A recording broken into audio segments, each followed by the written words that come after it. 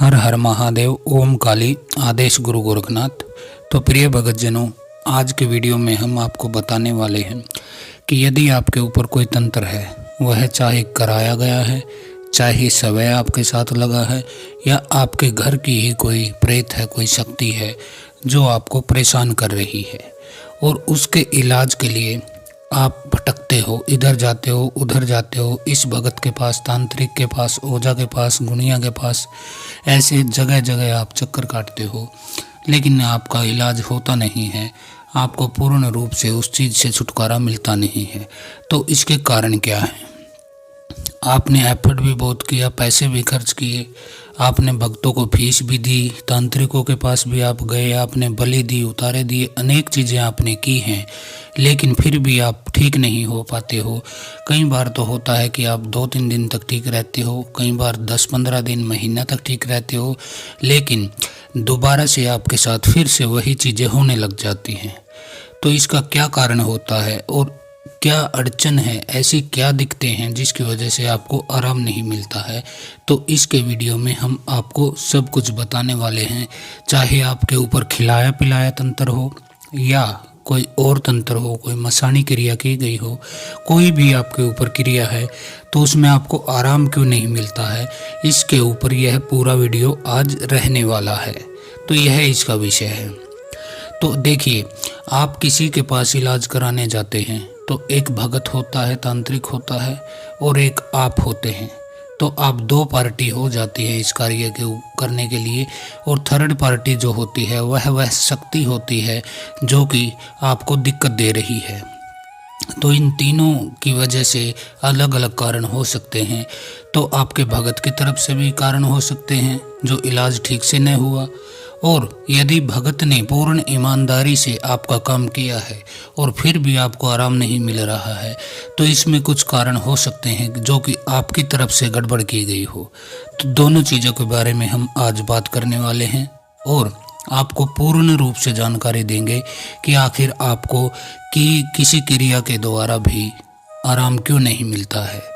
तो सबसे पहला कारण होता है वह आपका जो तांत्रिक है, आपका भगत है, कोई गुरु है जिससे आपने साधना ली है या फिर इलाज कराया है, तो उसकी तरफ से होता है पहला कारण। तो वह बुगला भगत हो सकता है जो कि आपको बेवकूफ़ भी बना सकता है, अपने मक्कड़ जाल में भी फंसा सकता है।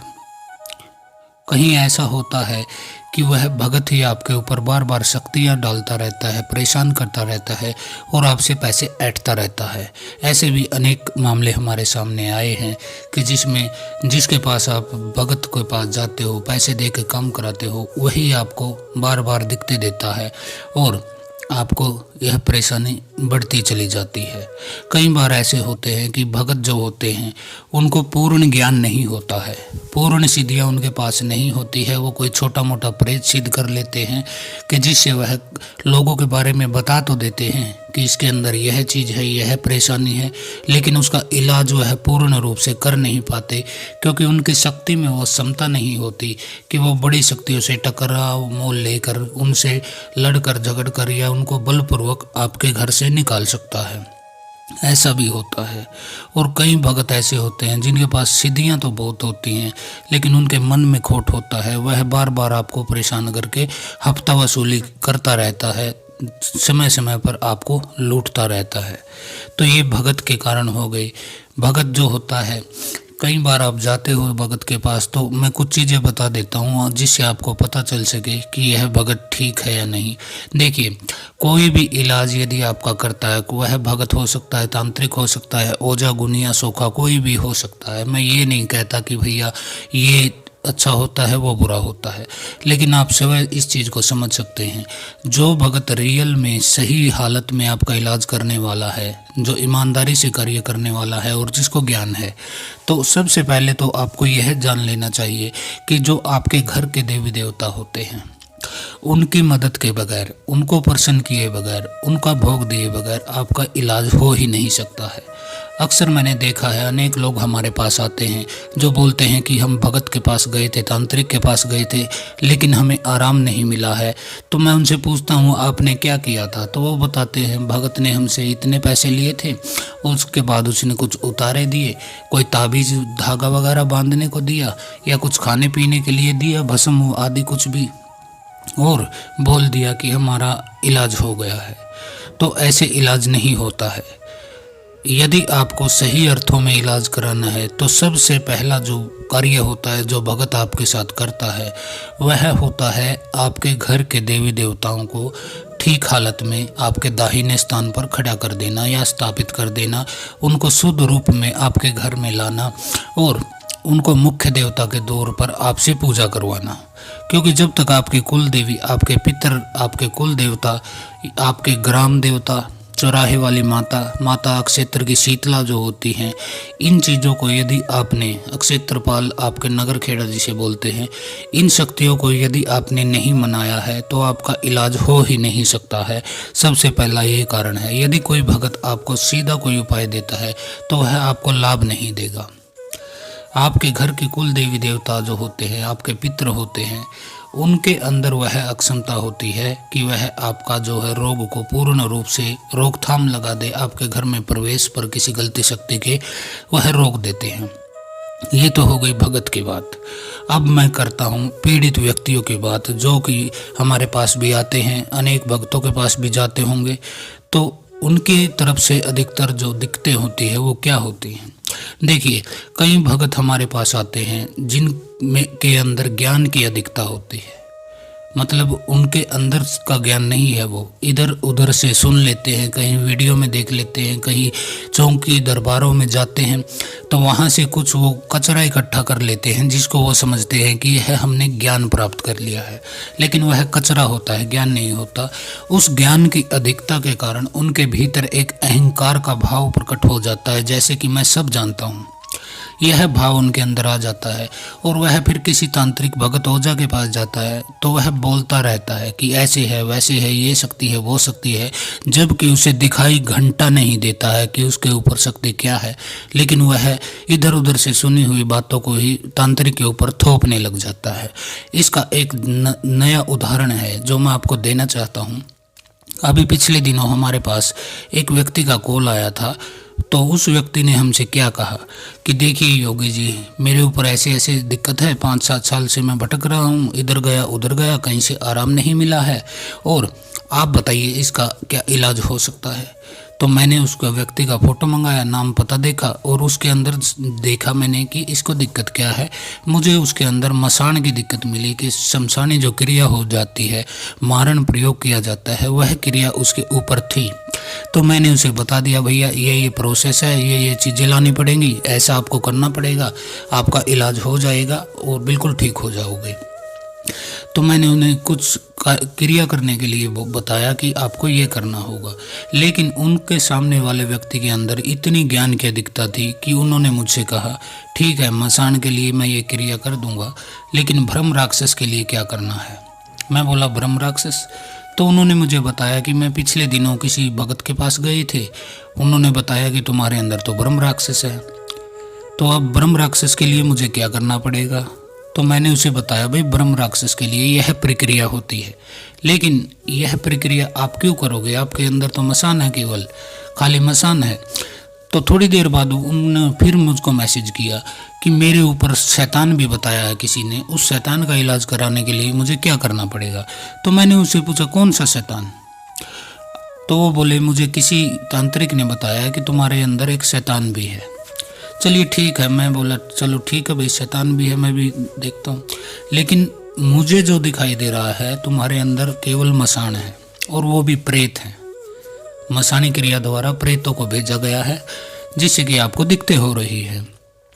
तो उनके अहंकार को चोट लग गई कि मेरे जैसे व्यक्ति के, यानी कि मेरे अंदर केवल मामूली प्रेत है।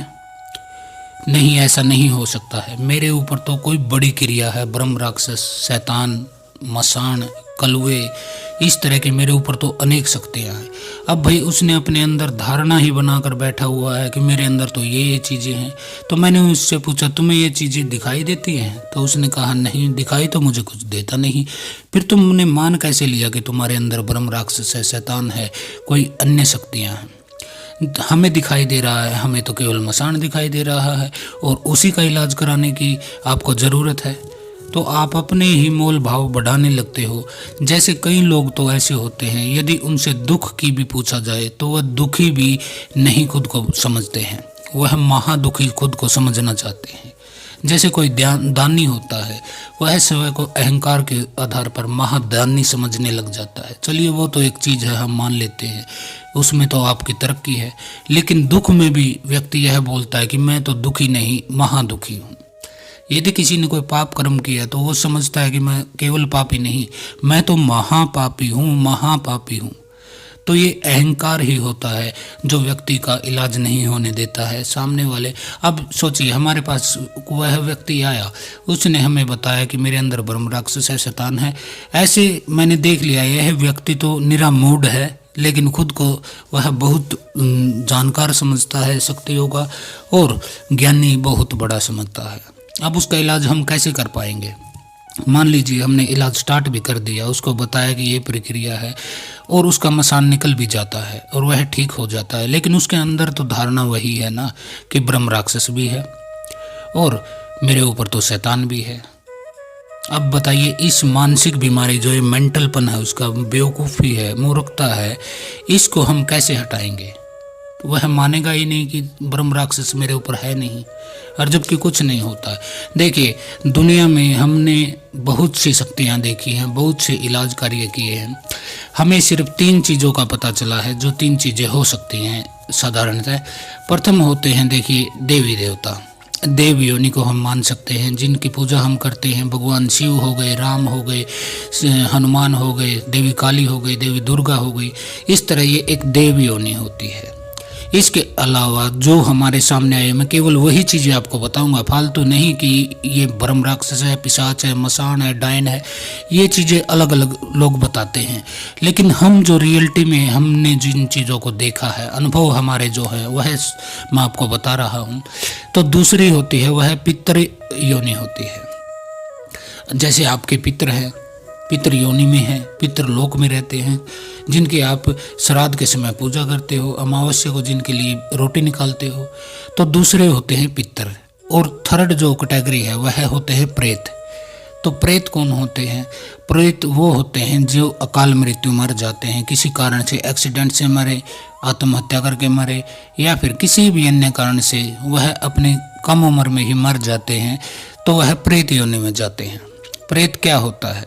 जिसको न तो अगली योनि में जन्म मिला है और न ही वो उसको पितृलोक मिला है, न ही उसे मुक्ति मिली है, तो वो कौन है? वो प्रेत ही होता है। तो हमारे लिए तो सब प्रेत ही है। प्रेत हैं, एक पितर हैं और एक देवता है। इन तीनों के अलावा हम किसी को यह नहीं कहना चाहते कि तुम्हारे ऊपर ये। हाँ, इनके अलग अलग भगत हैं जो उनके नाम रख देते हैं। कोई मसान का इन्हें बोल देता है, मसानी बोल देता है, कोई इनको जो है इस तरह से अलग अलग नाम दे देते हैं, डायन, चुड़ैल, ब्रह्म राक्षस। ये चीज़ें क्या होती हैं? ये प्रेत ही तो होते हैं। कोई थोड़ा शक्तिशाली प्रेत हो जाए, तो कोई थोड़ा कमज़ोर प्रेत रह जाए। जिसको जन्म न मिला हो, न ही मुक्ति मिली हो, वही प्रेत होता है। जिसकी आत्मा भटक रही होती है इधर उधर, न तो वह नए किसी गर्भ को प्राप्त करता है, नया जन्म ही उसे मिलता है, न ही उसे मुक्ति मोक्ष मिलता है, तो वह क्या हुआ? वह प्रेत ही हुआ। अब उसको आप बेशक कुछ भी नाम रख लीजिए, तो उसको कुछ भी कह सकते हो आप, लेकिन है तो आखिर वो प्रेत ही। जिन ग्रामीण देवताओं की आप पूजा करते हो वह प्रेत ही तो होते हैं, लेकिन वह प्रेत ऐसे प्रेत होते हैं जिन्होंने कि सद्कर्म से, अच्छे कर्मों से, अच्छे कार्यों से, जन कल्याण के उनके अंदर जो भावना है, उससे उन्होंने देवत्वों को प्राप्त कर लिया है। जैसे जाहरवीर गोगा जी हैं, गुरु गोरखनाथ जी हैं। इस तरह से अनेक ऐसे देवी देवता हैं जो कि आपकी मदद करते हैं। माता शीतला है, माता चौगानन है, मदानन है, पंचबावरी हैं। तो ये लोग कौन हैं? इनके कर्म देवताओं वाले हैं, लेकिन है तो ये भी प्रेत ही। जिसने जन्म लिया है और जिसकी मृत्यु हो जाती है उसकी आत्मा प्रेत ही होती है जब तक उसको मुक्ति न मिल जाए या फिर नया जन्म न मिल जाए। तो ऐसे हम बताते हैं कि आपके अंदर प्रेत है, तो उस व्यक्ति के अहंकार को चोट पहुंच जाती है कि मेरे ऊपर खाली प्रेत है, केवल प्रेत है, मेरे ऊपर तो ब्रह्म राक्षस और शैतान जैसी उपाधियों वाले बड़े प्रेत होने चाहिए, बड़ी शक्तियां होनी चाहिए, तब मैं मानूंगा कि आप सही भगत हो और सही इलाज करने वाले हो। अब इस चीज़ का क्या इलाज है आप ही बताइए, कमेंट में भी बताइए मुझे।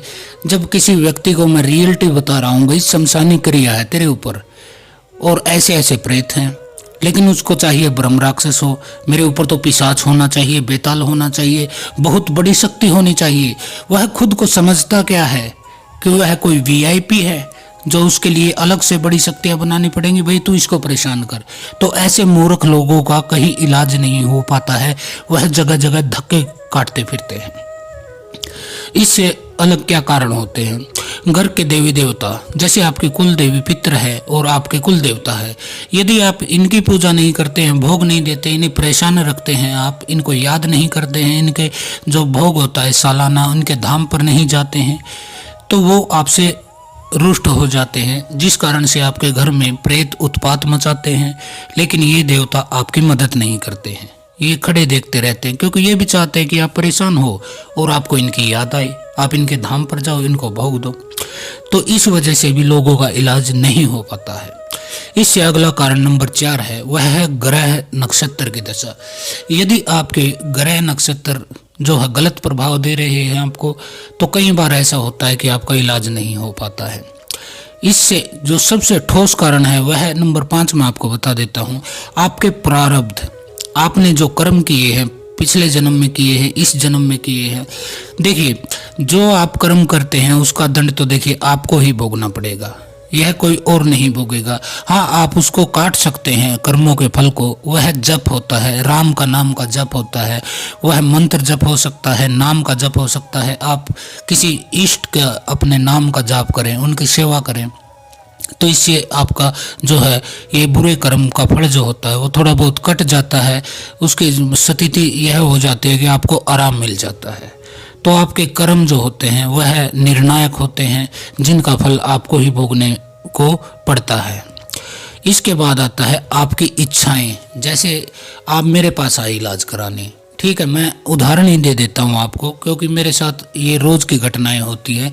एक व्यक्ति मेरे पास आया, उसको अपने पिता का इलाज कराना था, उसके पिता को किसी ने कुछ खिला पिला दिया था और उस व्यक्ति से दूर कर दिया था। वह बोलता है कि मेरी भाभी ने कराया था, लेकिन हम किसी का नाम नहीं लेते हैं, हम केवल इलाज में विश्वास रखते हैं। तो उसने बोला ऐसे ऐसे है, पिताजी को ठीक करना है। तो ठीक है भाई, मैंने देखा उसको तो मुझे पता लगा, हाँ भाई ये तो बात सही है कि इसको खिलाया पिलाया है। और मैंने उसे बोला बेटा देख, इसके 3 आपको कार्य करने होंगे। प्रथम तो मैं जो जड़ी बूटी दूंगा, जो भी मैं औषधि दूंगा, वो आपको अपने पिताजी को खिलानी है, जिससे क्या होगा, उनके अंदर जो बैठी है चीज़ बैठी है, जो खिलाई पिलाई हुई चीज़ है वह निकल जाएगी। ठीक है। दूसरा होगा, आपको उनकी तरफ से संकल्प लेकर मंत्र जप करना होगा, ताकि चीज़ निकलने के बाद उसका जो प्रभाव रह जाए वह भी दूर हो जाए और उन्हें पूर्ण आराम मिले। तो वह व्यक्ति बोला ठीक है मैं कर दूंगा ये। तो मैंने उसको जड़ी बूटी भेज दी और उसको विधि बता दी, भाई तुम्हें ऐसे बैठना है, पूजा मंत्र जाप करना है, इतने दिन तुम्हें मंत्र जाप करना है, इतने मिनट तुम्हें मंत्र जाप करना है प्रतिदिन। तो बोला ठीक है गुरुजी ऐसे ऐसे है, मैं कर दूंगा। चलिए ठीक। उसके बाद क्या होता है, उसी शाम मैंने उसे सुबह संकल्प दिला दिया, मंत्र बता दिया, सभी मंत्र बता दिए, सुरक्षा मंत्र भी बता दिया और शक्ति मंत्र भी बता दिया, गुरु मंत्र भी दे दिया कि बेटा ये तुम्हें जाप करना है। तो शाम के समय उसको जप करना था 7-8 बजे। तो 5 बजे उसका मेरे पास फोन आता है। तो क्या कहता है वह व्यक्ति कि गुरुजी आपने 1000 जप बताए हैं, इससे कम नहीं हो सकता है क्या? तो मैंने कहा बेटा कम तो हो सकता है, आप एक काम कीजिए, आप 500 जाप कर लीजिए। तो उसने कहा इससे कम नहीं हो सकता है। अब देखिए, एक व्यक्ति 1000 बार भगवान का नाम भी नहीं ले सकता, वह बोलता है कि कम कीजिए। मैंने आधा कर दिया, फिर भी वह चाहता है कि और कम कर दूं। अब इस चीज़ का क्या इलाज है? चलिए ठीक है, फिर वो 500 पर एग्री हो गया, मैं 500 कर लूँगा। तो वह बैठ गया जब करने, जब करके उसका मेरे पास मैसेज आता है शाम रात को 9 साढ़े 9 बजे। फिर वह कहता है गुरुजी क्या मैं सेक्स कर सकता हूँ? तो मैं बोला बेटा साधना आपकी ये 7 दिन चलेगी, 7 दिन आपको संभोग नहीं करना है, ऐसा कोई भी कार्य नहीं करना है कि जिससे आपकी जो ऊर्जा आप इकट्ठा कर रहे हो, मंत्र की जाप से जो ऊर्जा इकट्ठी कर रही है, इसको निकालना नहीं है आपको गलत तरीके से। तो आप 7 दिन रुकिए, 7 दिन तक आपकी पत्नी कहीं भागी नहीं जा रही है, और वैसे भी आपकी उम्र 40-42 साल हो चुकी है, तो आप 7 दिन अपने पिता के लिए जो है ब्रह्मचारी नहीं रह सकते हैं, इससे आपको ही लाभ होने वाला है। तो बोला ठीक है गुरुजी कोई बात नहीं, मैं 7 दिन नहीं करता हूँ। चलिए ये भी हो गया। अगले दिन उनका मेरे पास फिर मैसेज आता है कि गुरुजी मुझसे नहीं हो पाएगा। मैं बोला क्या नहीं हो पाएगा? तो उन्होंने कहा न तो जप कर पाऊंगा मैं, और मेरे उसे तो रहा नहीं जाता है सेक्स का किए बगैर। अब इस चीज़ का क्या इलाज है? आप कह तो देते हो, अक्सर पसंद करते हो कि मैं 100 जगह चक्कर काटे, मैंने 150 जगह भक्तों के पास गया लेकिन आराम नहीं मिला। अब भगत क्या करेगा जब आप जाप नहीं कर पाते हैं? इसके बाद क्या होता है? फिर मैंने उसको जड़ी बूटी भेजने के लिए बोला कि मैं ये जड़ी बूटी भेज रहा हूँ, आप अपने पिताजी को दे दीजिएगा। तब उसने कहा मैं पिताजी को भी नहीं दे पाता, क्योंकि मैं तो अपनी भाभी के साथ रहता है पिताजी तो, और भाभी कुछ खाने नहीं देगी उनको मेरे हाथ का। अब आप बताइए मुझे उसका इलाज कैसे होगा? मैंने उसको बोला फिर जब तुम कर सकते नहीं, औषधि तुम खिला सकते नहीं, फिर इलाज मैं क्या घंटा करूं? वो बोले गुरुजी आप ही कर दीजिए कुछ। अरे मैं क्या करूं जब तुम मरीज को दवाई तुम दे सकते नहीं, उसके नाम से 20 मिनट 15 मिनट तुम जाप घर में कर सकते नहीं, रात को तुम्हें सेक्स करना होता है। तब बोलिए ऐसे व्यक्ति का कैसे आराम मिलेगा, कैसे इलाज होगा? वह 100 जगह जाए, 200 जगह जाए या 1000 जगह जाए, उसको मिलेगा कैसे? एक अन्य भगत की बात बताता हूँ। मैंने सुबह संकल्प दिलाया उसको, शाम को 4-5 बजे उसका मैसेज आता है कि गुरुजी क्या मैं शराब पी सकता हूँ? अरे 8 दिन की साधना मैंने तुझे दी है, तेरे ऊपर इतनी बड़ी प्रॉब्लम है, घर में तुम परेशानी है, कलह है, तेरे कोई फायदा नहीं तुझे मिल रहा है, और तुझे 7 दिन तो रुक नहीं सकता है। तो वो कहता गुरुजी मुझसे नहीं हो पाएगा, आप ही वहीं से कुछ कर दीजिए। तो अब आप बताइए कैसे क्या करें हम, कैसे आराम मिलेगा ऐसे लोगों को? सब कुछ गुरुजी पे सौंप दिया, गुरुजी ही करो। अब एक बात बताइए, आपके जो कर्म हैं, जो आपने बुरे कर्म किए हैं या जो भी आप दंड भोग रहे हैं, वह व्यक्ति स्वयं के कर्मों का भोगता है। गुरुजी आपके कर्मों का फल अपने ऊपर थोड़ा ना लेंगे कि भैया अच्छे कर्म तेरे हैं, बुरे कर्म जो होते हैं वो उनका फल मुझे मिले। बुरे कर्मों को यदि काटना है तो जाप आपको करना पड़ेगा, पूजा अर्चना आपको करनी पड़ेगी, ईश्वर का नाम आपको लेना पड़ेगा। शराब शबाब कबाब 3 चीजें आपको छोड़नी पड़ेंगी कुछ दिन के लिए, 7 दिन के लिए छोड़नी पड़े, 15 दिन के लिए या 1 महीने के लिए। अरे अपनी दिक्कत में लोग क्या क्या नहीं करते हैं, लेकिन आप होके आपसे रहा नहीं जाता है। अब बताइए ऐसे भक्तों को कोई आराम लगने की आपको संभावना लगती है? तो नहीं हो सकता है बेटा, कितने चक्कर काट लेना, तुम्हें कोई भी नहीं आराम मिलने वाला है। यदि गुरु के ऊपर, भगत के ऊपर, जिससे आप इलाज करा रहे हैं उसके ऊपर ही आपको विश्वास नहीं है, फिर आपको आराम कैसे मिलेगा? देखिए आध्यात्म का जो जीवन है, जो शक्तियों का जीवन है, वह विश्वास से ही चलता है। श्रद्धा, अटूट विश्वास, ये कुछ घोतक होते हैं जिनसे कि आपको आराम मिलता है। यदि आपको विश्वास ही नहीं है तो फिर बताइए आपको आराम कैसे मिलेगा? नहीं मिल सकता है। इसके बाद 8वां कारण क्या होता है? मैंने आपको मंत्र जाप दे दिया, किसी भगत ने आपको मंत्र दिया कि इसका जप आपको रोज करना है। आप जप कर तो रहे हैं, पूरा कर रहे हैं, निष्ठा से भी कर रहे हैं, विश्वास से भी कर रहे हैं, लेकिन यदि उसकी ऊर्जा ही चोरी होती रही तो फिर आपको क्या मिलेगा? आपको प्रॉपर आसन मंत्र नहीं मिला है, सुरक्षा मंत्र आपके पास नहीं है, माला मंत्र आपके पास नहीं है, और आप जब करे चले जा रहे हो, करे चले जा रहे हो। ऐसी ही एक औरत हमारे पास आई थी।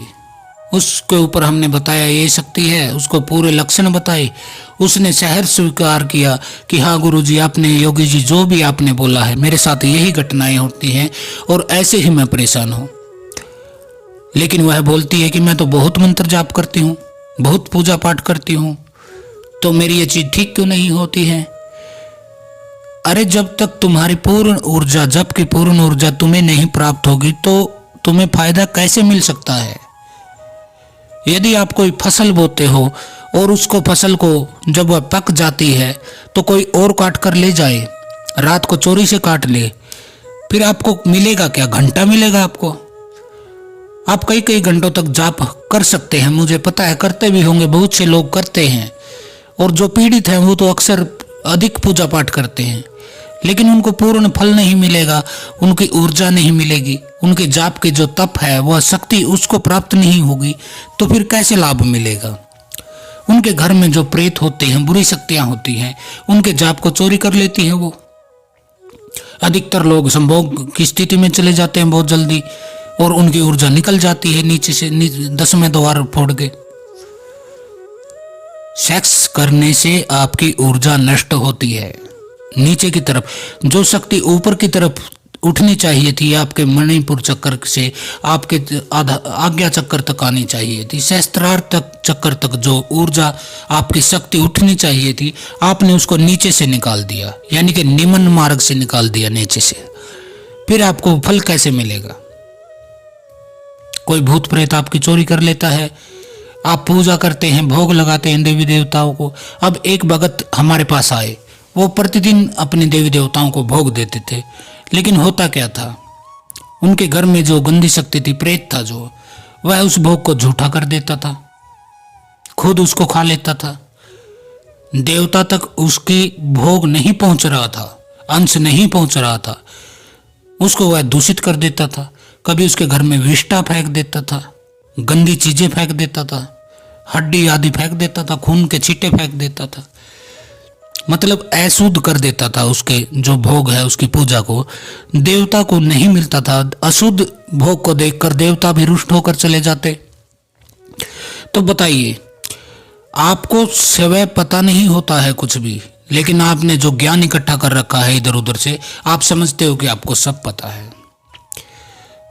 आपके मंत्र को प्रेत चोरी कर रहा है, आपका भोग खाकर तगड़ा हो रहा है, पहलवान हो रहा है और आपको ही परेशान कर रहा है, और आप सोचते हो कि इतनी पूजा पाठ मंत्र जप के बाद भी लाभ क्यों नहीं मिलता है? आपकी सारी ऊर्जा को वही खा जाता है। आराम कैसे मिलेगा आपको? इसके अलावा क्या होता है कि आपको आराम नहीं मिलता है? क्यों नहीं मिलता है?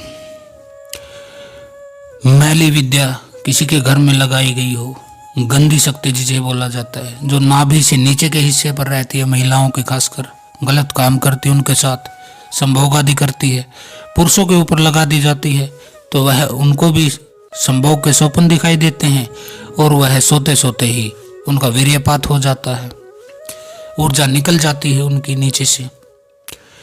तो कैसे आराम मिलेगा? ठीक नहीं हो पाते हो। आप जाते हो किसी भगत के पास, वह हनुमान जी की पूजा करता है, बालाजी का भगत है, खाटू श्याम जी का भगत है, शुद्ध देवता, सात्विक देवता का भगत है, लेकिन आपके घर में शक्ति गंदी है, मांस मदिरा का यूज करते हैं वो भोग में, विष्ठा आदि मल आदि खाते हैं। तो ऐसे में शुद्ध देवी देवता उनको कैसे हाथ लगाएंगे? वो पकड़ नहीं पाते हैं। हनुमान जी और उनके दूत जो होते हैं वो अशुद्ध चीजों को छूते ही नहीं है। कई बार कोई प्रेत आपके घर में लगाया गया है, उसके साथ कोई देवी को लगा देते हैं, जैसे माँ काली की कोई मसानी लगा दी, माता शीतला हो, उनके आगे वचन करा दिए। अब बताइए, हनुमान जी माता जो होती है वो माता की अगवानी करते हैं, इनके साथ चलते हैं, आगे चलते हैं झंडा लेके, वो बल का प्रयोग नहीं कर पाते हैं माता के सामने, तो फिर आपका इलाज नहीं हो पाता है, आपको फल नहीं मिलता। देखिए, जैसी गंदी शक्ति है उसको पकड़ने के लिए भी गंदी शक्ति ही आपको प्रयोग करनी पड़ेगी, तब आपका सही अर्थों में इलाज हो पाएगा। बुरी शक्ति का काट बुरी शक्ति ही है, प्रेत का काट प्रेत है, मसान का काट मसान है, शुद्ध शक्ति शुद्ध शक्तियों का ही काट कर सकती है। तो इसलिए भी आपको आराम नहीं मिलता है। इसके अलावा क्या होता है, यदि आपने इलाज करा लिया है लेकिन जिसने आपके ऊपर कराया था वह निरंतर प्रक्रिया आपके ऊपर करता रहता है। जैसे आज आपके अंदर 3 प्रेत थे, आप मेरे पास आते हैं या भगत के पास, तांत्रिक के पास, कि कहीं पर भी आप जाते हैं, वह उन चीज़ों को निकाल देता है आपके शरीर से।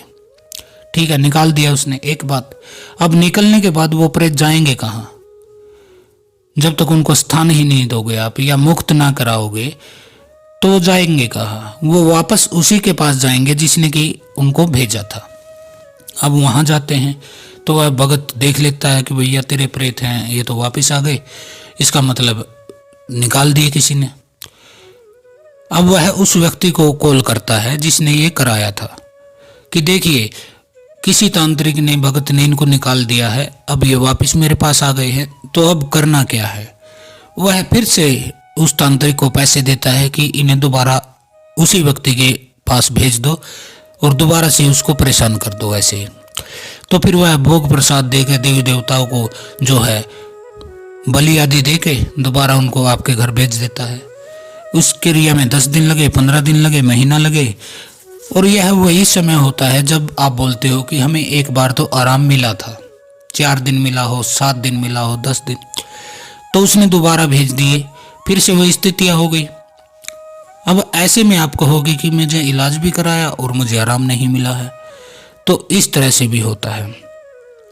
प्रेत को निकाला जाता है, उसके बाद सही से बंधन न किया गया हो, आपके घर का बंधन न किया, आपके शरीर का कीलन न किया गया, तो वह शक्ति तो दोबारा घुसेगी ही। आपके कुल देवी को, पितरों को शक्तिशाली रूप में स्थापित न किया गया हो जिससे कि वो उस शक्ति को दोबारा घर में न घुसने दे, तभी तो वह रुकेंगे। जब उन्हें कोई गेट पर कोई दरबान नहीं मिलेगा, कोई सिक्योरिटी नहीं मिलेगी, तो वो सीधे घुस चले जाएंगे अंदर। तो इसीलिए मैं बोलता हूँ, जो सही अर्थों में आपकी इलाज करता है, जो भगत तांत्रिक जो भी है, वह सबसे पहले आपके घर के देवी देवता को ही मजबूत कराता है, आपके पितरों का बंधन काटता है, उनको भोग प्रसाद देके शक्तिशाली बनाता है, आपसे मंत्र का जाप करवाता है, अपने कुल देवी के जो है प्रतिदिन भोग दिलाता है उसका, पितरों का, कुल देवी का, आपसे मंत्र जप कराता है ताकि वह शक्तिशाली रहे, आपके साथ शुद्ध रूप में जुड़े रहे। तो इस तरह से भी आपका जो है लाभ आपको पूर्ण रूप से कई बार मिलता नहीं। इसके अलावा क्या होता है, देखिए कई तांत्रिक और भगत ऐसे होते हैं जो कि तामसिक भोग का कार्य करते हैं। आपसे वो बलि दिलवाते हैं, किसी बकरे की, मुर्गे की कलेजी वगैरह। ऐसे अनेक भगत हैं, आपको मिले भी होंगे, आप गए होंगे जब इलाज कराने। शराब आदि जो तामस चीजें होती हैं उनका भोग दिलाया जाता है और आपको कुछ पता नहीं होता है कि आपके अंदर शक्ति क्या है, आप भोग क्या दे रहे हो, क्योंकि आपको कुछ पता नहीं है, आपको नॉर्मल आंखों से दिखाई नहीं देता है। भगत जो होते हैं उनके पास दिव्य दृष्टि होती है, कईयों के पास प्रेत दृष्टि होती है, कईयों के पास देव दृष्टि होती है।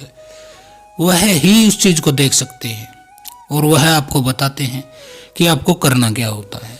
अब मान लीजिए आपके अंदर एक प्रेत है, आपके घर में जो है एक प्रेत है, और आप किसी भगत के पास जाते हैं, वह बोलता है कि आपके अंदर तो मरघट की मसाणी है, आपके अंदर तो मसान है। जैसा कि उन महिलाओं को बताया गया था जिसकी मैं बात बता रहा था, ब्रह्म राक्षस है आपके अंदर, तो शैतान है आपके अंदर, तो क्योंकि उसे अधिक पैसे कैसे लूटने हैं वह उतनी ही बड़ी शक्ति आपको बताता है ताकि आप घबरा जाओ। अब उस बुरी शक्ति को उसने बता दिया, आपसे पैसे भी ऐंठ लिए, अब वो आपसे तामसिक भोग दिलवाता है, जबकि आपके अंदर एक साधारण सा प्रेत था जिसको मार पीट कर भगाया जा सकता था, देवताओं से पिटवाया जा सकता था, मार लगवाई जा सकती थी, या फिर उसे बंद किया जा सकता था, मुक्त भी किया जा सकता था उस योनि से उसको। लेकिन वह ऐसा कुछ नहीं करता है, वह आपको बड़ी शक्ति बता देता है जिससे कि आप डर जाओ, और आपसे भोग दिलवाता है वह शमशान के अंदर। वह बकरे की बलि दिलाता है, आपसे शराब आदि चढ़वाता है, मुर्गा चढ़वाता है। तो ऐसे में होता क्या है, जो प्रेत आपके घर में है वह तो रहता ही रहता है, शमशान से जो और भूत प्रेत है वह आपके साथ आपके घर चले आते हैं। क्यों? उन्हें खाने को दिखाई दिया, भाई ये व्यक्ति है जो, ये तो साला आपको बकरा भी देगा, मुर्गा भी देगा, शराब भी पिलाएगा, क्यों ना इसके साथ चला जाए। और आपके कुल देवी देवता पितर है वो आपके एक साइड हुए बैठे हैं, वो आपकी रक्षा कर ही नहीं रहे, तो फिर और शक्तियां भी आपके साथ आपके घर चली जाती है। इसलिए मैं कहता हूं कि ये तामसिक जो क्रिया होती हैं, भोग होते हैं, यह मत दीजिएगा आप किसी के भी कहने से। आप सात्विक भोग दीजिए, मिठाई आदि चढ़ाइए, रोटी आदि का भोग दीजिए, जिससे कि यदि आपके साथ कोई शक्ति चल के भी आपके साथ नहीं आती है, वह आपका पीछा नहीं करती है। जिस तरह से बलि मांस का भोग लेके, शराब का भोग लेके गंदी शक्तियां आपका पीछा करने लगती हैं, तो इस तरह से भी आपको हो सकता है वह प्रेत भी नहीं निकले और नई मुसीबत को भी आप मोल ले लेते हो। तो इस तरह से होता है। इसके अलावा अक्षेत्रीय देवी देवता होते हैं। यदि आपने तंत्र काट कराई है तो उसके अंदर आपके जो गांव का अक्षेत्रपाल होता है, नगर खेड़ा होता है, भौमिया भी कहा जाता है उसे, दादा खेड़ा भी कहा जाता है, उसको भोग नहीं देना। अगर आप उसको भोग नहीं देते हैं तो फिर वह शक्ति को आपके गांव में प्रवेश कर जाती है, आपके घर में प्रवेश कर जाती है। यदि आपके गांव के अक्षेत्रपाल को आप भोग देते हैं, प्रसन्न करते हैं उनको तंत्र काट के दौरान, तो फिर वह भी आपकी रक्षा करते हैं। क्योंकि किसी भी शक्ति को किसी गांव में आने के लिए जो है नगर देवता, ग्राम देवता जो होते हैं, उनकी आज्ञा लेनी पड़ती है। यदि आप उनको भोग प्रसाद चढ़ाते हैं, अच्छे से उनके धाम पर जाते हैं, किसी रविवार को उनको दूध और जल मिला के उनके ऊपर चढ़ाते हैं, दीपक का दान करते हैं, प्रसाद आदि चढ़ाते हैं, तो फिर वह भी आपकी रक्षा करते हैं। तंत्र में अक्षेत्रपाल जो होता है, ग्राम देवता होता है, चौराहे वाली माता होती है चौगानन, और माता शीतला, अक्षेत्र की शीतला, जो इनको साथ लेना अनिवार्य होता है। अब यदि आपने माता चौगानन को प्रसन्न कर लिया है, चौराहे वाली माता को, तो कोई भी शक्ति जब आपके घर पे आती है तो चौराहे पर ही माता उसे रोक लेती है। यदि आप उनके साथ ठीक से उनको भोग प्रसाद दे देते हैं तो वह आपके घर जाने नहीं देती हैं। यदि आपके भगत ने, तांत्रिक ने आपको यह ज्ञान नहीं दिया है तो फिर आप भोग नहीं दे पाते हो और वह शक्ति फिर से आपके घर में घुस जाती है या आपके शरीर में घुस जाती है। तो ये हो गया। अब माता शीतला, प्रत्येक अक्षेत्र के ऊपर जो अधिकारी होती है वह माता शीतला होती है। अब उनको भोग न दिया हो तो वो भी क्यों आपकी मदद करेंगी, क्यों रोकेंगे किसी शक्ति को आपके घर में आने से? क्योंकि देखिए, यहाँ एक हाथ से देना पड़ता है तभी दूसरे हाथ मिलता है। हाथ को साफ करना है एक को तो दूसरे हाथ से ही साफ किया जाता है। ऐसे नहीं होता है कि एक हाथ खुद को ही साफ कर ले। इसलिए आपको इन दो चार शक्तियों को भोग देना अनिवार्य होता है, जो कि आपके जो है बंधन करती है, आपके घर तक उन चीजों को पहुंचने नहीं देती है। तो कौन सी शक्तियां हैं ये भी याद रखिएगा आप। सबसे पहले आपके जो है घर के कुल देवी देवता हो गए, वह आपकी तरफ होने चाहिए, प्रसन्न होने चाहिए। आपके घर में कोई शक्ति घुस नहीं सकती है यदि वो दोनों प्रसन्न है। उसके बाद घर से बाहर निकलिएगा तो कोई भी जो चौराहा पड़ता है उस पर माता मदानन बैठी रहती है, माता चौगानन बैठी रहती है, वह आने नहीं देती है यदि आप उनको भोग प्रसाद टाइम से देते हैं। हमारे पूर्वज जो होते थे वो साल में, 2 साल में, 3 साल में अपनी कुल देवी पर क्यों जाते थे, भोग प्रसाद क्यों देते थे? क्योंकि वो उनकी रक्षा करती थी। अब आप पढ़े लिखे हो गए, शहरों में रहने लगे, इन चीजों में विश्वास नहीं करते हैं, कुल देवी का नाम तक आपको पता नहीं है, तो फिर आपकी रक्षा कौन करेगा? आप ऐसे समझ सकते हैं कि आपने स्वयं अपने हाथों से ही अपने पैर में कुल्हाड़ी मार ली है। उसके बाद अक्षेत्र का देवता होता है, गांव का देवता होता है, ग्राम देवता होता है। उसको भी पहले प्रत्येक रविवार लोग जाते थे, महीने में, साल में तो 2 बार तो जाते ही जाते थे। अपने गांव के जो नगर देवता है प्रसाद चढ़ा के आते थे, दूध चढ़ा के आते थे, वह उनकी रक्षा करते थे। अब आप शहर में रहते हैं, जॉब के लिए कहीं दूर गए हैं, बड़े शहर गए हैं, गांव में आप रहते नहीं हैं, आप पूजा पाठ टाइम पर देते नहीं हैं, तो फिर शक्तियाँ भी अपने वचन से फिर जाती हैं, जैसे आप अपने वचन से फिर गए हो। इसके अलावा आप धैर्य नहीं रखते हो। मैं एक और भगत की घटना आपको बताने वाला हूँ। वह हमसे इलाज करा रहा है। मैंने उसको बोला, भैया 7 शनिवार तुम्हें ये जो है क्रिया करनी है, ये उतारे देने हैं, ठीक है। तो उसने क्या किया, 15 दिन निकाल दिए, उसने पहला उतारा ही नहीं दिया। रोज बोलता आज करूँगा, कल करूँगा, परसों करूँगा, 10 दिन में करूँगा, आज मुझे जाना पड़ गया, आज मेरी तबीयत ठीक नहीं है, आज मैं जॉब पे गया हूँ।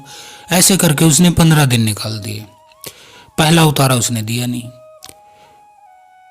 प्रतिदिन मुझे कॉल करके, गुरुजी मुझे ये परेशानी है, ये परेशानी है। अरे भैया मैंने तेरी सारी परेशानी समझ ली, देख ली, लेकिन जो मैंने बोला है वह तो कर, तभी तो तुझे लाभ होगा। ऐसे कह सुन के 15 दिन में उसने पहला उतारा दिया। उतारा देने से पहले सुबह मुझे कॉल किया कि गुरुजी आज दूंगा मैं उतारा। मगर ठीक है, कोई बात नहीं, आज दे दे बेटा। फिर दोपहर को फिर कॉल आया, बोले गुरुजी 2 मिनट बात कर लीजिए, कॉल कर सकता हूँ मैं बोला चल ठीक है कर ले भाई। कॉल किया तो उस पर भी उसकी वही बातें कि आज शाम को जाऊँगा, आज ऐसे ऐसे करूँगा, मुझे विधि बताइए। विधि मैंने उसको लिख के भेज रखी, भैया तू मेरे मुंह से सुनना चाहता है, चलिए कोई बात नहीं, मैंने उसे बता दिया बेटा तुझे ऐसे ऐसे करना है, ठीक है। उसके बाद शाम को फिर उसका मैसेज आता है कि गुरुजी रात को मैं चला जाऊं। मैंने कहा भाई चला जा, क्या दिक्कत है। उसके बाद उसने रात को उतारा दिया। उसके बाद मैसेज किया, बोला गुरुजी मैं कर आया हूँ और 2 मिनट बात कर लीजिए। मैंने 2 मिनट बात की तो उसने क्या कहा कि उतारा मैं दे आया, मुझे कुछ आराम भी लगा है लेकिन पूर्ण आराम नहीं मिला है। मैंने उसे कहा बेटा 1 रोटी खाएगा तो 1 रोटी के जितना ही पेट भरेगा, 5 रोटी खाएगा तो 5 रोटी जितना ही पेट भरेगा। तुझे 7 उतारे करने के लिए बोला है, तू 7 पूरे करने के बाद बताना मुझे कि अब ये समस्या है। 1 दिन तू गया है, तुझे पूर्ण आराम मिल जाए, 1 रोटी खाने से तेरा पूरा पेट भर जाए, जबकि तेरी अक्षमता 10 रोटी खाने की है। तो ऐसा भी होता है। और तू जो क्रिया करते हो, मैंने एक बार बोल दिया बेटा तेरा 11 दिन का तेरा कार्य है, तुझे ऐसे ऐसे करना है। लेकिन ये ऐसा थोड़ा ना कि तू रोज मुझे ये बताएगा कि हाँ गुरुजी आज का मैंने कर लिया लेकिन आराम नहीं मिल रहा है। तो इसे बोलते हैं धैर्य न रखना। जब आपका पूर्ण टाइम आपको बता दिया, पूर्ण प्रक्रिया आपको समझा दी, फिर भी आप धैर्य नहीं रख पाते हो, बार बार हमें परेशान करते हो, टाइम पास करते हो हमारे साथ, फिर भगत का मन भी उल्टा हट जाता है कि इस व्यक्ति ये तो मूर्ख है साला, इसको ठीक ही नहीं होना है। तो ऐसे भी आराम नहीं मिलता है कई बार। इसके अलावा क्या होता है यह भी मैं आपको बता देता हूँ। इलाज के दौरान किसी दूसरे भगत के पास जाना। अभी मेरे पास परसों ही कॉल आया था कि गुरुजी ऐसे ऐसे है, मैंने देखा और बताया कि ठीक है बेटा तेरा इलाज हो जाएगा और तुझे मैं क्रियाएं बता दूंगा, प्रक्रिया बता दूंगा। तो वह क्या कहता है कि गुरुजी मैं अभी कहीं और ही इलाज चल रहा है मेरा, 20 से 25 दिन हो गए हैं उस भगत का इलाज चले हुए। उसने बोला है 41 दिन में ठीक हो जाओगे तुम। लेकिन मैं यूट्यूब पर सर्च कर रहा था तो आपकी वीडियो समझ में आई, देखी, उसमें मुझे जानकारी मिली पूरी, जो जो लक्षण आपने बताए वो मेरे साथ हो रहे हैं। तो मैंने सोचा आपको कॉल कर लूं। मैं बोला भाई जिस भगत से इलाज करा रहा है क्या उसने बोल दिया तुझे कि वो ठीक नहीं कर पाएगा? तो वह बोला नहीं, उसने बोला है ठीक कर दूंगा मैं। तो मैं बोला जब वो ठीक कर देगा तो तू फिर भटकता क्यों फिर रहा है? अब एक बात बताओ, वो उधर से इलाज कर रहा, मैं इधर से इलाज कर रहा, वो शक्तियां वहां से छोड़ रहा, मैं शक्ति यहाँ से छोड़ूंगा, तो पागल नहीं हो जाएगा क्या मूर्ख? 2 जगह से तू कार्य करवा रहा एक ही समय में। और मान ले तू पागल भी ना हुआ, तुझे आराम मिल गया, तो तुझे क्या पता चलेगा कि उसने आराम किया या मैंने किया है? 2 सांडों को एक जगह रोक के और तू उसके बीच में कूदना चाहता है। दोनों इतनी बड़ी बड़ी शक्तियां तुझे मसल नहीं देंगी। तेरे में अंदर इतना दिमाग है नहीं कि जब उस व्यक्ति ने तुझे 41 दिन का जो है प्रक्रिया कर रहा है, तुझे विधि दे रखी है, तो तू पूर्ण निष्ठा से उसे कर। फिर यूट्यूब पे क्या अचार लेने के लिए घूम रहा है? तू अपने जाप करना, जाप से तुझे शक्ति मिलेगी, भगवान का नाम ले। तो ऐसे भी होता है। लोग जगह जगह भटकते रहते हैं, लेकिन वो पूर्ण रूप से पूर्ण समय सीमा तक वह कार्य नहीं करते हैं। बीच में ही इस भगत को छोड़ा उसके पास, वो गुरु बदला उसके पास, ऐसे होता है तो आराम कहाँ से मिलेगा आपको? जब तक पूर्ण विश्वास और धैर्य नहीं होगा, आपको आराम नहीं मिलने वाला है। चाहे आप मेरे पास आओ या किसी और के पास जाओ, बिल्कुल नहीं मिलेगा। इसके अलावा क्या होता है, यदि आप किसी से तंत्र कराते हैं और वह अन्यायपूर्ण है, जैसे आप किसी से स्त्री को वशीकरण करना चाहते हैं या किसी को बीमार करवाना चाहते हैं, परेशान करवाना चाहते हैं, तो क्या होता है, न्यायपूर्ण मामला होता है, उसमें आराम मिलता है। अन्यायपूर्ण जो होता है वह तो होता ही नुकसान के लिए है। लेकिन मेरी एक बात सुन लेना बेटा, हर चीज की कीमत होती है, हर चीज की क्या होती है, कीमत होती है। अच्छे कर्म यदि तुम करोगे तो तुम्हें उसकी कीमत मिलेगी, तुम्हें उसका फल में जरूर मिलेगा, भले ही देर से मिले सवेर मिले। अच्छी चीज की कीमत तुम्हें मिलती है, लेकिन बुरे कर्म का जो होता है ना, उसकी कीमत तुम्हें चुकानी पड़ती है, चुकानी पड़ती है। तुम गलत किसी के साथ करते हो तो तुम्हें उल्टा फल जरूर मिलेगा। यह लिख के ले लेना, आज कोरे कागज पर लिखकर मोटे अक्षरों में अपनी जेब में डाल लेना। किसी का बुरा यदि करोगे तो तुम्हारा बुरा जरूर होगा, अवश्य होगा, अनिवार्य रूप से होगा। यह 100% सच है। इसलिए किसी का बुरा करने से बचो, मेरी तो यही सलाह है। तुम जो संसार को देते हो वह चीज लौट के जरूर आती है।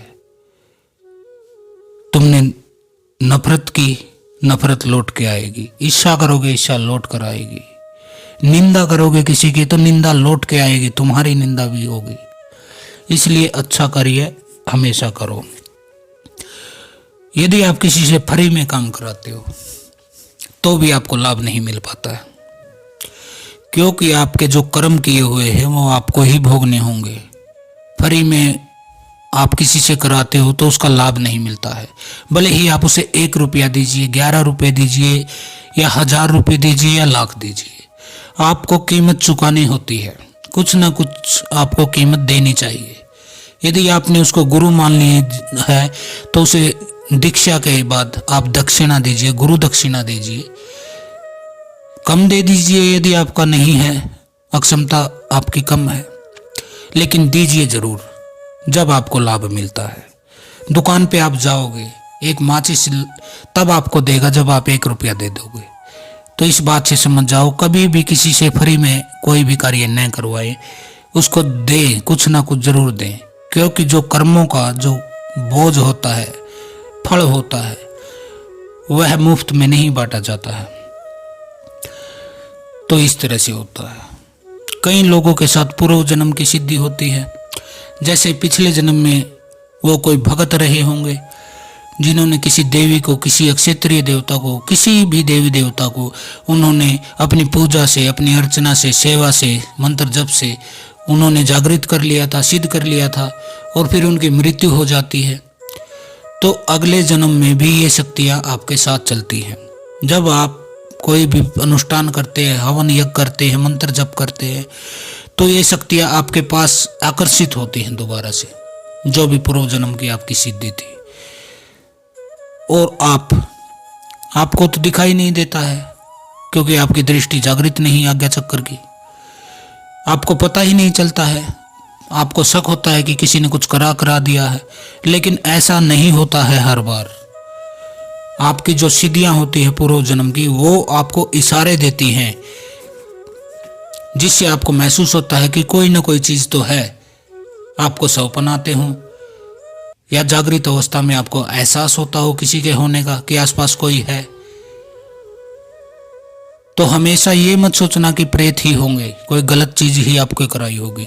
कई बार शुद्ध शक्तियां होती हैं जो आपके आसपास घूमती हैं, लेकिन आप जानते नहीं हो, तो उनकी पूजा करते नहीं हो, उनका पता आपको है नहीं, तो आपको भ्रम हो जाता है कि मेरे साथ तो गलत शक्ति। आप तांत्रिकों के पास जाते हो, तांत्रिक आपको बोलते हैं तुम्हारे ऊपर तो ब्रह्म राक्षस है, शैतान है तुम्हारे अंदर। तो क्यों से? तो जब भी पैसे दोगे जब तुम्हारे ऊपर कुछ उल्टा सीधा बताएगा। तो हर बार ऐसा नहीं होता है।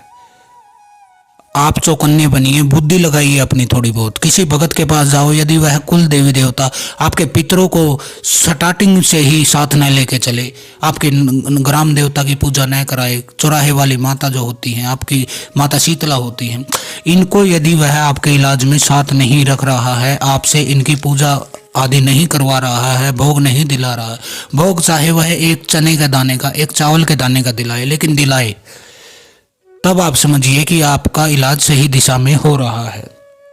नहीं तो आप ऐसे ही भटकते रह जाओगे इनके चक्रों में। आज यहाँ गए, यहाँ ब्रह्म राक्षस बता दिया, वहाँ गए उसने मसान बता दिया, वहाँ गए उसने बेताल बता दिया, किसी ने तो शैतान ही बता दिया। देखिए, दुनिया में भगवान और शैतान दो ऐसी बड़ी चीजें हैं जो बहुत बड़ी चीजें हैं, हर चीज से ऊपर है वो, भगवान भी और शैतान भी। एक अच्छाई का प्रतीक है, एक बुराई का प्रतीक है। तो हमने तो कभी सुना नहीं कि भाई शैतान किसी व्यक्ति के अंदर आ सकता है, लेकिन वो महाशय कह रहे थे कि मेरे अंदर तो शैतान भी है, किसी ने बताया है, भगत ने। मैंने बोला आपको मूर्ख बनाया गया है, ये सब के सब प्रेत ही होते हैं। आपके जीवन में यदि कोई समस्या आध्यात्मिक रूप से आती है, शक्तियों की तरफ से आती है, तो आप इतना ध्यान रखिए केवल कि 3 ही चीजें हो सकती हैं, एक देव योनि, एक पितृ योनि और एक प्रेत योनि। इन तीनों से अलावा कुछ होता नहीं है। या तो कोई देवरुष्ट है, वह परेशान कर रहा है आपको, जो है तंग करता है ताकि आप सही दिशा में चलो, सही लाइन पर चलने लगो। देवता भी परेशान करते हैं, लेकिन एक बात कान खोल के सुन लीजिएगा, देवताओं को हटाया नहीं जा सकता है किसी भी प्रक्रिया से, उन्हें केवल मनाया जा सकता है सेवा से, जप से। फिर आते हैं पितर। पितर भी आपको परेशान कर सकते हैं, क्योंकि आप उनका टाइम से भोग नहीं देते हैं। आपने उनकी संपत्ति तो सारी, विरासत तो सारी ले ली, लेकिन फिर आप उनकी जो है एक रोटी तक नहीं उनके नाम से गाय को देते हो, श्राद्ध नहीं उनके करते हो, तर्पण आदि नहीं करते हो, पिंडदान नहीं कराते हो, तो फिर वो क्या करेंगे? वो आपको परेशान नहीं करेंगे, ताकि आपको अकल आए, दुखी होकर आप धर्म के रास्ते पर चल सको, अपने पितरों को भोग दे सको। और तीसरे होते हैं प्रेत, या वो आपके घर के प्रेत हो, आपके चाचा ताऊ भाई कोई मरा हो अकाल मृत्यु, वह आपके घर में है, या फिर कोई बाहर से किसी ने आपके अंदर डाल दिया है, तो वह प्रेत ही होता है। बेशक उसको बड़ा नाम लीजिए, आप कोई बड़ा नाम ले दीजिए कि यह तो बेताल है, यह तो पिशाच है, यह तो जिन है। अरे वह प्रेत ही है, क्योंकि आप उसे देख नहीं सकते हो अपनी नॉर्मल आंखों से। आपको मानना पड़ेगा जो भी आपको भगत कहता है, ब्रह्म राक्षस कहता है, शैतान कहता है, कुछ भी कहता है। आपकी मजबूरी है, क्योंकि आपके अंदर भेजा नहीं है, अकल नहीं, दिमाग नहीं है आपके अंदर। आप महामूर्ख हो जो आप एक प्रेत को शैतान ब्रह्म राक्षस तक मान लेते हो। अकल नहीं है आपके अंदर। तो अब इस चीज का क्या इलाज है? इसका इलाज यही है, अपने दिमाग को छुओ, कभी कभी बुद्धि को हाथ लगाओ, कुछ इस्तेमाल करो उसका। ऐसे ही कोई बोल दे वह उसके पीछे मत भाग लो। खुद का विवेक भी इस्तेमाल करो कि तुम्हें आराम क्यों नहीं मिल रहा है। यह भगत का फॉल्ट है या आपका ही फॉल्ट है? आपके काम, क्रोध, मद, लोभ, मोह, शराब, शबाब और कबाब। इलाज के दौरान ही आप जप भी कर रहे हो और सेक्स का भी मजा ले रहे हो, आप मांस भी खा रहे हो, दारू भी पी रहे हो, फिर आपको आराम कैसे लगेगा? इतनी तो बुद्धि होगी आपके अंदर। यदि देवताओं की पूजा करते आप 7 दिन करें, 11 दिन करें, साधना करें, संकल्प आपने ले रखा है कि मैं 11 दिन तक मंत्र जप करूंगा, भोग प्रसाद दूंगा, और आप इसी दौरान शराब, शबाब, कबाब यह भी ले रहे हो, तो आपको आराम नहीं मिलने वाला है। तो आज के वीडियो में इतना ही। मैं आपकी पूर्ण रूप से क्लियर आपको बता दिया क्या क्या दिक्कत हो सकती है। अब आप जानो, आपका काम जाने। तो आज के लिए इतना ही। हर हर महादेव। ओम काली। आदेश गुरु गोरखनाथ।